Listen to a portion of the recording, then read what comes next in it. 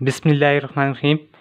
Student, today my topic is time period and frequency of mass attach spring system. यानी mess attach spring system जो है उसका हमने इस वीडियो में टाइम पीरियड कैलकुलेट करना है और हमने फिर डिस्कस करना है कि व्हाट इज़ फ्रीक्वेंसी और फ्रीक्वेंसी को मैथमेटिकली कैलकुलेट करना है। इन दो टर्म को हमने आज मैस स्प्रिंग सिस्टम के केस में कैलकुलेट करना है। लेकिन इस वीडियो को देखने से पहले मैं आपको हाईली रिकमेंड करूँगा कि आपने लास्ट वीडियो को देखना है जिसमें हमने मैस अटैच स्प्रिंग सिस्टम को डिस्कस किया था और हमने with the help of diagram और मैथमेटिकली हमने प्रूव किया था कि mass attach spring system actually होता क्या है और ये हमारे पास सिंपल हार्मोनिक मोशन की एग्जांपल है और उसको हमने प्रूव किया था कि ये mass attach spring system perform simple harmonic motion. तो इस वीडियो को देखने से पहले आपने पहले उस वीडियो को देखना है और उसका जो किया पार्ट है जिसमें उस मैस स्प्रिंग सिस्टम का टाइम पीरियड और फ्रीक्वेंसी कैलकुलेट करना था वो हम इस वीडियो में कैलकुलेट कर रहे हैं। तो हमने कहा था लास्ट टाइम हमने कहा था उस वीडियो में कि हमने कहा था कि हमारे पास फॉर एग्जांपल ये मैस अटैच स्प्रिंग सिस्टम है। हमने कहा था कि एक स्प्रिंग से इस स्प्रिंग के वन सिरे को हमने एक एंड को हमने स्ट्रांगली सपोर्टेड कर दिया और दूसरे सिरे को हमने एक मैस के साथ अटैच कर दिया। ये मैस अटैच करने के बाद ये जो सिस्टम बना इसको हमने मैस अटैच स्प्रिंग सिस्टम का नाम दिया।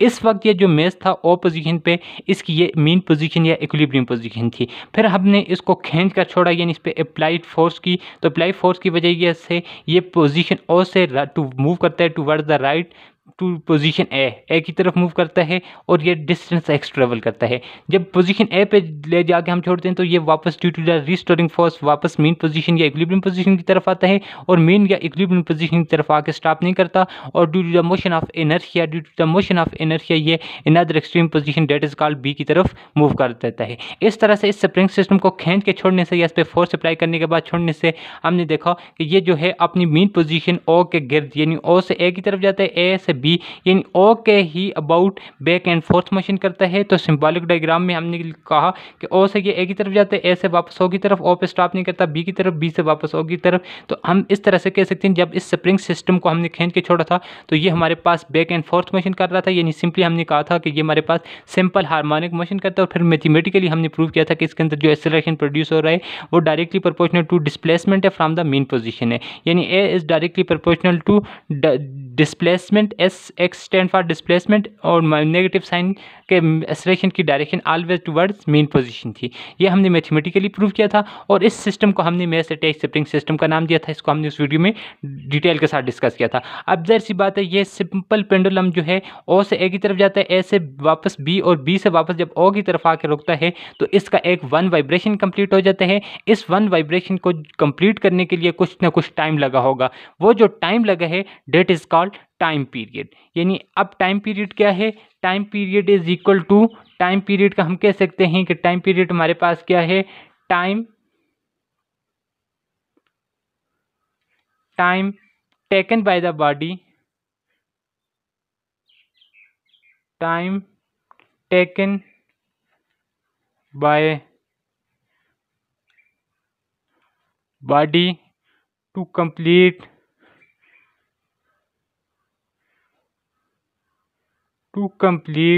one vibration, to complete one vibration is called time period,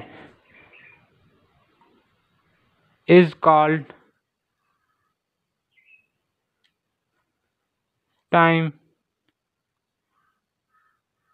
period.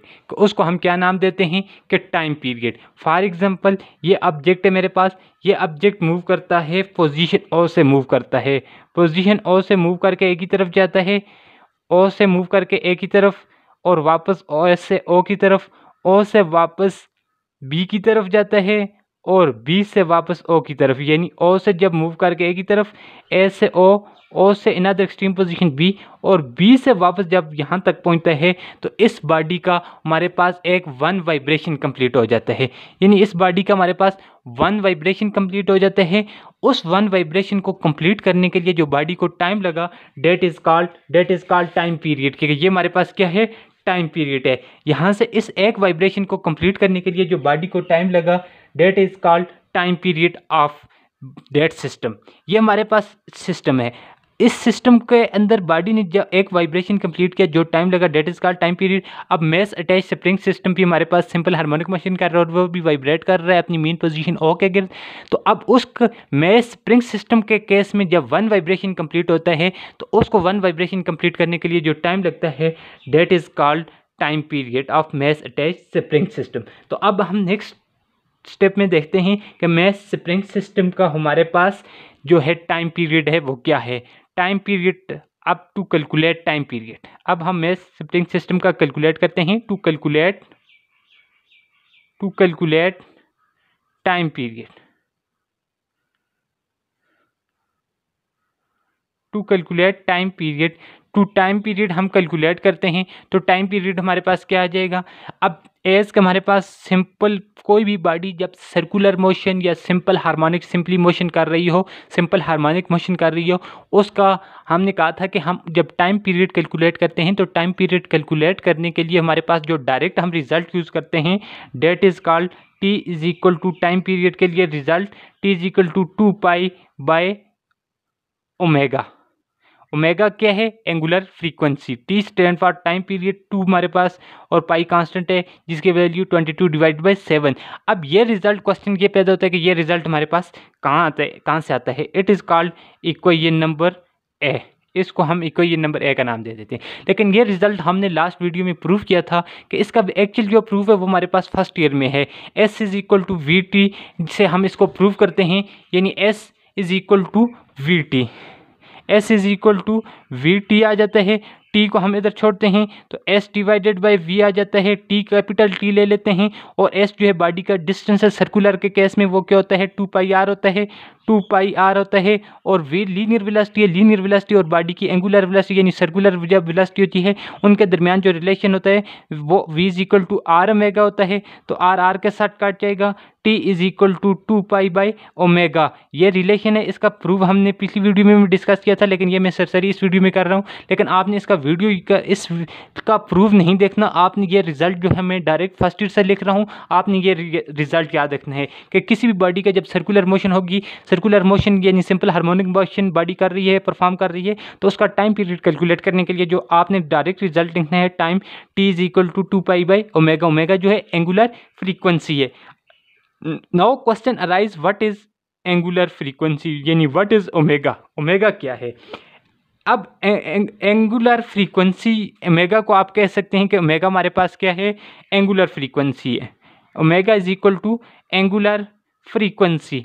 Angular frequency का क्या मतलब हुआ कि कोई बॉडी जब देखें, एक बॉडी लीनियर डिस्प्लेसमेंट ट्रेवल करती है, जब बॉडी सर्कुलर मोशन कर रही होती है उस वक्त जो बॉडी की वेलोसिटी होती है उस वेलोसिटी को याद रखें कि हम एंगुलर वेलोसिटी का नाम देते हैं। ये फर्स्ट ईयर की मैं बातें कर रहा हूँ। और उस वक्त बॉडी के अंदर जो एक्सेलरेशन प्रोड्यूस हो रहा होगा उसको एंगुलर एक्सेलरेशन का नाम दूंगा। और उस वक्त जो बॉडी की फ्रीक्वेंसी होगी that is called angular frequency. यानी एंगुलर फ्रीक्वेंसी हमारे पास क्या आ जाएगी, एंगुलर फ्रीक्वेंसी का मैं लिख सकता हूँ angular frequency is measure of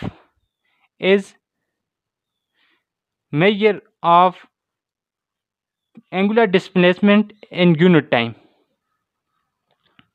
angular displacement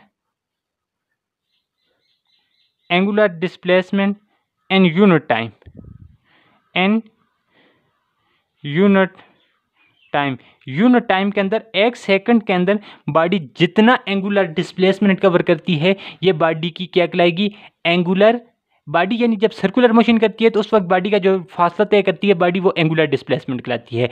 और एक सेकंड में बॉडी जो जितना एंगुलर डिस्प्लेसमेंट कवर करती है ये उसकी क्या कहलाएगी, एंगुलर फ्रीक्वेंसी कहलाएगी। अब एंगुलर फ्रीक्वेंसी को हमने नेक्स्ट हमारा क्या है कि एंगुलर फ्रीक्वेंसी हमने कैलकुलेट करनी है। अब एंगुलर फ्रीक्वेंसी आ जाए तो हम इसमें स्प्रिंग सिस्टम का हमने इजीली टाइम पीरियड कैलकुलेट कर सकते हैं। अब कहते हैं कि हमारे पास क्या प्रोड्यूस हो सकता है कि ड्यू टू अप्लाइड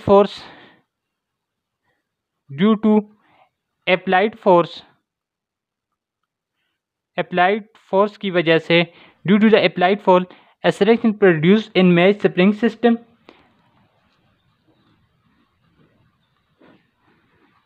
acceleration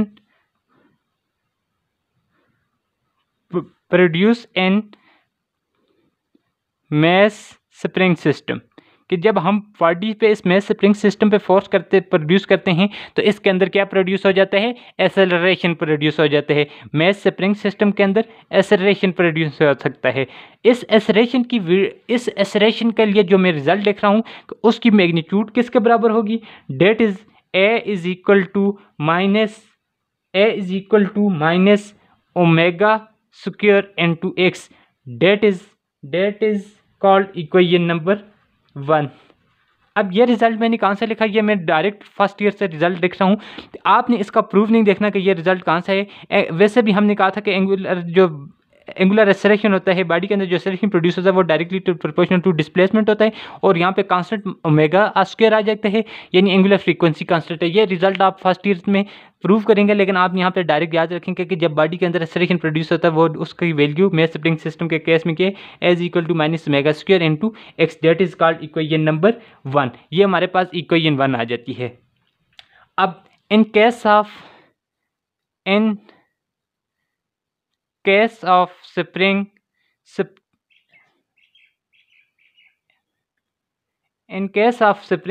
के केस में हमने प्रूव किया था पिछली वीडियो में कि उसके अंदर जो एक्सेलरेशन प्रोड्यूस हो रहा है that is equal to minus k divided by m into x.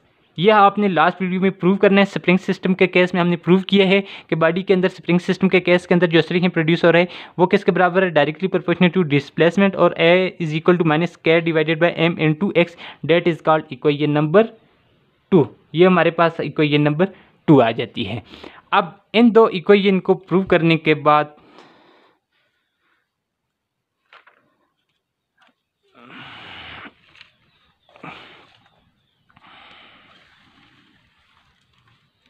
Equation 1 और इक्वेशन 2 आप हमारे पास आ जाती हैं। अब इक्वेशन 1 और इक्वेशन 2 के बाद इक्वेशन 1 और इक्वेशन 2 के हमने कहा था कि हमारे पास बॉडी के अंदर जो एक्सेलरेशन प्रोड्यूस होगा angular acceleration that is equal to a is equal minus omega square x, और ये एक्सेलरेशन के लिए रिजल्ट लिख दिया। अब मैं क्या करता हूँ, compare equation 1 and equation 2। Equation 1 और 2 को कंपेयर करो। कंपेयर करने का मतलब ये है कि अगर लेफ्ट साइड सेम है तो राइट साइड से दोनों इक्वेशन की सेम होगी, अगर दोनों इक्वेशनों की राइट साइड सेम है तो लेफ्ट साइड सेम है, लेफ्ट साइड पे दोनों पे एक्सेलरेशन है तो right side must be same कि माइनस। अब ये दोनों साइड सेम है तो ये दोनों साइड भी फिर क्या होंगी, सेम होगी। माइनस हम ये सब कार्य कर रहे हैं, ये हम सिर्फ ओमेगा की वैल्यू फाइंड आउट करने के लिए। Minus omega square x is equal to किसके बराबर आ जाएगा, minus k divided by m into x. X के साथ कट जाएगा, माइनस के साथ कट जाएगा। Omega square is equal to k divided by m. अब हमें किसकी वैल्यू चाहिए, हमें तो वैल्यू चाहिए सिर्फ यहाँ पे ओमेगा की चाहिए, लेकिन यहाँ पे हमारे पास ओमेगा स्क्वायर की वैल्यू है। ओमेगा स्क्वायर की वैल्यू को ख़त्म करने के लिए मैं बोथ साइड पे अंडर रूट ले लूँगा। अब minus omega square under root is equal to k divided by m under root. अब ये स्क्वायर 2 आ गया, स्क्वायर रूट की वैल्यू 2 है और स्क्वायर रूट की वैल्यू 1 डिवाइडेड बाई 2 है। 2 के साथ क्या हो जाएगा, कट जाएगा। That is equal to math का basic rule, omega is equal to k divided by m, यानी under the root. That is called equation number 3। ये हमारे पास ओमेगा की वैल्यू आ गई। अब इस ओमेगा की वैल्यू को मैं पुट कर देता हूँ उठा के इक्वेशन नंबर, ये जो मेरे पास ए है, इस इक्वेशन में पुट कर देता हूँ। तो पुट करता हूँ, पुट 3 को एन ए के अंदर पुट करते हैं तो t is equal to 2 pi divided by omega की जगह मेरे पास क्या आ जाएगी value, k divided by m under the root. अब ये क्या बन जाएगा, 2 pi divided by k divided by m under the root. अब इसको मैं इस तरह से लिख सकता हूँ, t is equal to 2 pi divided by, यहाँ पे इसको मैं देखें इस तरह से भी लिख सकता हूँ, k है तो k की वैल्यू भी आ जाएगी मेरे पास क्या, कि 1 डिवाइडेड बाई 2, यानी अंडर रूट की वैल्यू 1 डिवाइड बाई 2 है, डिवाइडेड बाय एम की वैल्यू भी मेरे पास के एम अंडर रूट की वैल्यू भी 1/2 में इस तरह से लिख देता हूँ। अगर मैं इसको रीअरेंज करके लिखूंगा, नीचे से ऊपर जाऊंगा, डिनोमिनेटर का डिनोमिनेटर ऊपर जाके ऑलवेज मैथ में आपने पढ़ते हैं कि न्यूमिनेटर और डिनोमिनेटर, तो डिनोमिनेटर का जो डिनोमिनेटर होता है, ये डिनोमिनेटर का डिनोमिनेटर ऊपर जाके ऑलवेज न्यूमिनेटर बन जाता है। तो इसको मैं इस तरह से लिख सकता हूँ 2 पाई मल्टीप्लाई बाय एम की पावर 1/2 होल डिवाइडेड बाय के की पावर 1/2।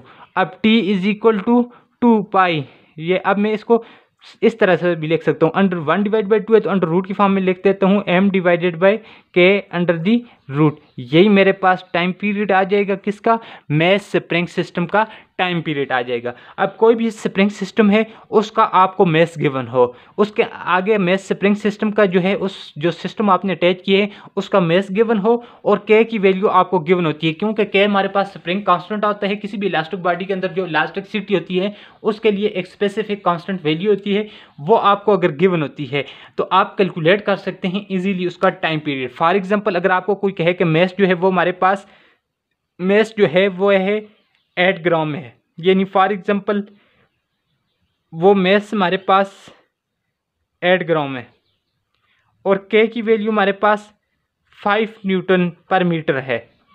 अब ये वैल्यू आपको गिवन हो तो आप उठा के वैल्यू पुट कर सकते हैं। t इज इक्वल टू 2 पाई की वैल्यू हमारे पास 22 डिवाइडेड बाय 7 और m की वैल्यू 8 डिवाइडेड बाय इस तरह से 5। तो आप वैल्यू को सिंपल पुट करेंगे तो आपके पास रिजल्ट आ जाएगा। अगर आपको मैथ स्प्रिंग सिस्टम की इन तीन एम मैथ के स्प्रिंग कांस्टेंट और टी टाइम, इन तीन चीज़ों में से कोई सी दो चीज़ें नोन हो तो आप तीसरी चीज़ इजीली कैलकुलेट कर सकते हैं और मैथ स्प्रिंग सिस्टम का टाइम पीरियड कैलकुलेट करने के लिए आपके पास फार्मूला है। अब नेक्स्ट ये है कि आपने कैलकुलेट ये करना है कि हमारे पास फ्रीक्वेंसी क्या होती है। Frequency is equal to 1/t आ जाता है, frequency is equal to 1/t। तो फ्रीक्वेंसी को आप लिख सकते हैं कि हमारे पास फ्रीक्वेंसी इज इक्वल टू इसका उलट टाइम पीरियड 1/2 पाई और m divided by k under the root आ जाएगा। अब इसका क्या होगा कि 1/2 पाई को उसी तरह से छोड़ेंगे, 1/2 पाई को हम इस तरह से छोड़ देते हैं। मैं इसको इस तरह से लिख देता हूँ कि f is equal to 1/t और f is equal to 1/2 pi और m divided by k under the root आ जाएगा। अब क्या होगा कि f इज इक्वल टू 1/2 पाई को इसी तरह से लिखें और इसको मैं इलादा लिख देता हूँ m divided by k under the root. f is equal to 1/2 pi और 1/अंडर रूट m के को मैं ऊपर उसी तरह से ले जाकर लिखूंगा तो ये हमारे पास k डिवाइडेड बाय m बन जाएगा, अंडर दी रूट आ जाएगा। तो ये हमारे पास फ्रीक्वेंसी आ जाएगी, किसकी, मैथ स्प्रिंग सिस्टम की फ्रीक्वेंसी आ जाएगी और ये हमारे पास टाइम पीरियड और फ्रीक्वेंसी दोनों के लिए रिलेशन है। हमने देखा कि हमारे पास टाइम पीरियड क्या होता है कि फ्रीक्वेंसी कहते हैं कि 1 सेकंड में जितने बॉडी ने वाइब्रेशन कंप्लीट की है that is called time period. पहले हमने कहा कि टाइम पीरियड क्या है, पहले मैथ स्प्रिंग सिस्टम को डिस्कस किया, वो तो आपने लास्ट वीडियो में, उसके बाद टाइम पीरियड को डिस्कस किया कि हमारे पास एक वाइब्रेशन कंप्लीट करने के लिए जो टाइम लगता है बॉडी को सिंपल हार्मोनिक मोशन करने के लिए वो उसका टाइम पीरियड कहलाता है। और उसके लिए हमारे पास मैथ स्प्रिंग सिस्टम के केस में जो रिजल्ट आया था t is equal to pi m under root m divided by k. m mass से के स्प्रिंग कांस्टेंट है